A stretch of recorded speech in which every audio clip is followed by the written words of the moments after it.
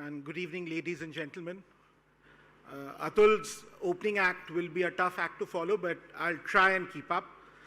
A very warm welcome to all of you present here at the 4th edition of the Times of India Gadgets Now Awards. Whether it's communication, entertainment, work, or travel, technology has improved each and every aspect of our lives. Like every year, this time too, Gadgets Now Awards will be a celebration of cutting-edge technology and unparalleled innovation. Today, we will recognize and award the best of tech that came out in 2023. While the jury winners were selected after a stringent process, the popular choice winners were decided by public voting. I'm quite excited to find out who the winners are, but I will get the evening kick-started with a fireside chat on one topic in tech world that has us, everybody concerned, that all of us are talking about, and that's artificial intelligence. I'd like to invite on stage two very esteemed speakers that we have in our midst today. Vinay Kumar. Vinay is a director AI at Microsoft. A round of applause, ladies and gentlemen, for our panelists, please.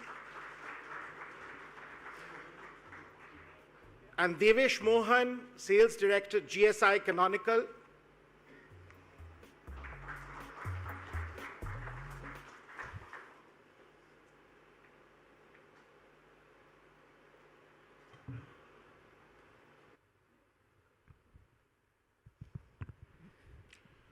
Good evening.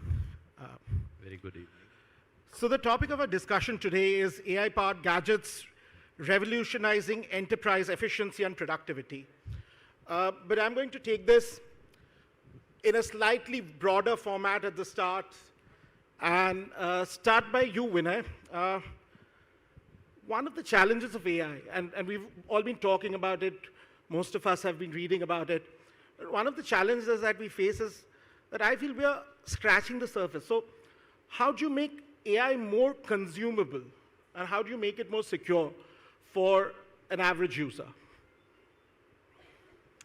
First of all, I wanted to thank you for hosting us. It's an honor and a privilege to be here. So let me actually take a step back, and before I dive into this question, I just wanted to set the context. See, AI as such has been around for a long time. In fact, if you go back and look at the history, the Turing test, which the movie Imitation Game is based on, was done in 1950. And the term artificial intelligence was coined in 1956. And since then, there has been many decades of research work and engineering work to evolve the whole space. But if you think about it, I think the last year is when people started really talking about AI. The whole world started talking about AI because of one product launch which happened at the end of November 2022, which was ChatGPT. So although ChatGPT was also in making for several years, but once it got released, people saw it, people realized the magic that it can do. That's when I think everybody started talking about AI, not just in one country, but all across the world. And since then, I think the pace of innovation or pace of diffusion or the corporate interests, consumer interests, I mean, we have not seen anything like it. And when you talk about how to get it adopted, so this is getting adopted basically across all the things that we do. So I think if you think about it, this is year 2 of AI.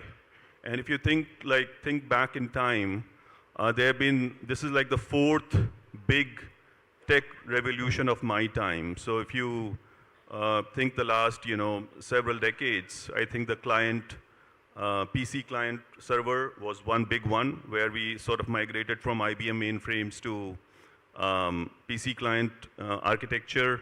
Then the next big one was when internet came around, in early 2000s. And then after that, mobile and cloud. And this is the next fourth sort of big revolution, platform shift that the tech industry is seeing. So in terms of consumer adoption, there are a lot of ways we are seeing people are already using it. One clearly is in this form of AI assistance, so a lot of things that we do at work, a lot of things we do in our personal life, AI will make our lives much more, I would say, easier. Today, for example, if you go and let's say try to plan a trip, if you're going to Europe or some other country in the world, you have to go and sort of search and figure out where to go and what to do, et cetera, et cetera. Now with this Copilot, you go to any site which has Copilot, whether it's ChatGPT, Bing, Google Bard, etc. So I think they all have this system where you can type in your query and it does the work for you. So the AI basically designs the itinerary, tells you what to do, gives you clear steps in terms of, let's say, if it's a 3-day itinerary, it tell you day 1 you could do this, day 2 you could do that. So all that, so this is just one small example. But besides that, there are a number of other ways we are using it.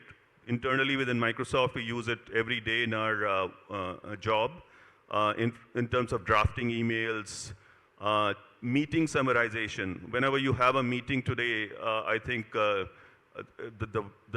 last thing that people want to do is to send out minutes of the meeting, action items, etc. Now with AI, that task is all automated. So the AI basically can, as soon as the meeting is over, it can send out action items, summary of the meetings, who said what was discussed. All that is all automated. This is just one example I'm giving. Content generation is another area where people are using it on a daily basis, for just getting some inspiration. So you don't have to do everything that the AI does or brings it to you. You could just take inspiration from it and then decide on your own what you want to do, or you could edit, or you could sort of make some changes on top of what AI is recommending to you. So I think there are many ways. This is only the beginning. This will dramatically change the way we live and our society. And I think a lot of changes will unfold over the next 5 to 10 years.